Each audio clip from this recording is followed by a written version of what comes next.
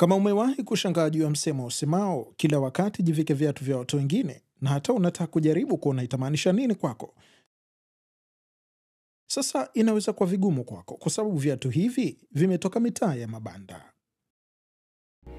This item is designed in Kenya, made in Kenya. It's got authentic African prints and African fabrics utilized within the products.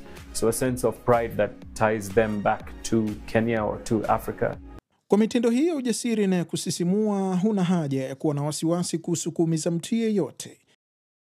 Ikiwa unavaa viatu hivi, unasaidia jamii za ndani. Hebu tuchunguze kwa undani jinsi Kushil Khani alivyoweza kushawishi kila mtu kutaka kuvaa viatu na nguo zilizotengenezwa na watu wa makazi duni.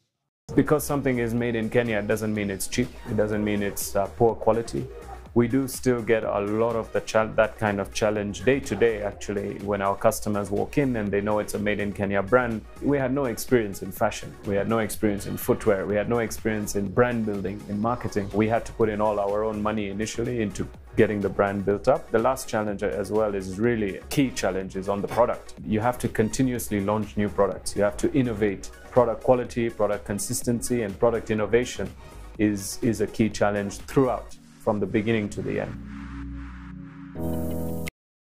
Kilichoanza mwaka 2018 kama biashara ndogo ya kushona viatu, sasa ni bidhaa kubwa ya fasheni.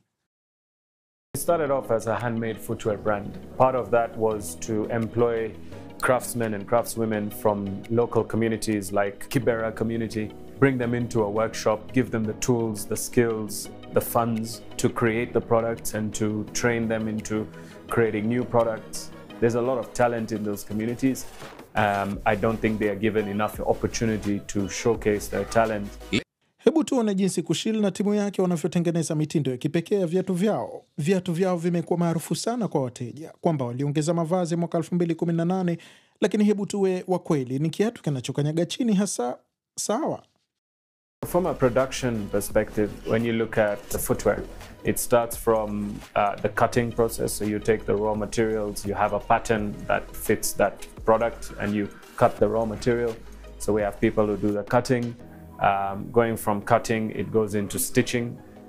From stitching, it goes into finishing. And there are different people and different tools and machinery along that process, along the way through the production process that creates the finished product. Benson Musyoka ni miongoni mwa mafundi wanaotengeneza bidhaa za Kitu Kali. I feel very excited because whatever I make now is starting to go international. I feel proud of myself. My biggest excitement is to see people wearing whatever I am making. I feel like a very important person. Not many people can be able to do this.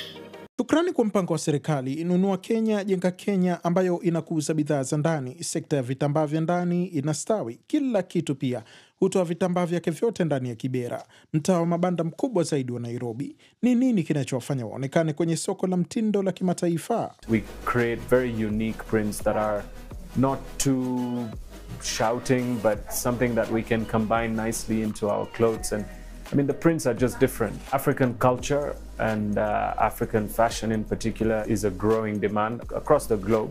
It's becoming more recognized and more in demand, and I think Kitu Kali should and will play a crucial part in that globally as well, and continue taking this story of made in Kenya and African-inspired clothing across the globe. Ingawa Kushil alizaliwa na kukulia nchini Kenya, ametumia muda mwingi wa maisha yake ya kazi nchini Uingereza. Ni nini kilimfanya arudi, na ni vipi na lini aligundua kwa viatu vya Kiafrika ni soko linalowezekana?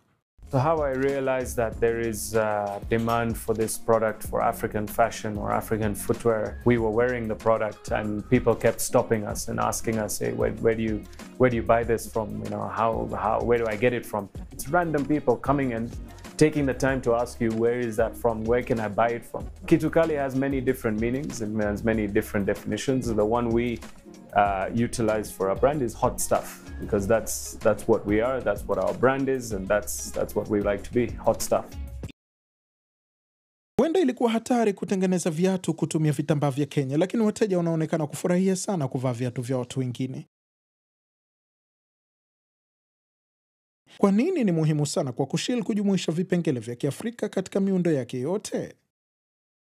In continuing the story of African-inspired fashion and made in Kenya particularly, I think for me, a lot of what motivates me is, one is the uniqueness of the prints and how we combine them into the products, but two is the sales, right? We're getting new customers all the time, the stores are growing, online is growing, we're reaching new markets. So I think a combination of the two keeps me going. The future of Kitu Kali, I think we're building an incredible brand. Locally here in Kenya, we're already starting to become very recognized. I already have plans to take the brand East Africa wide. I see this brand going across Africa. Fasheni kama anavyoeleza Kushil inaweza kufunza, kuelimisha, kuhamasisha na kubadili maisha ya watu. Na hicho ni kitu ambacho hakiwezi kukosa mtindo.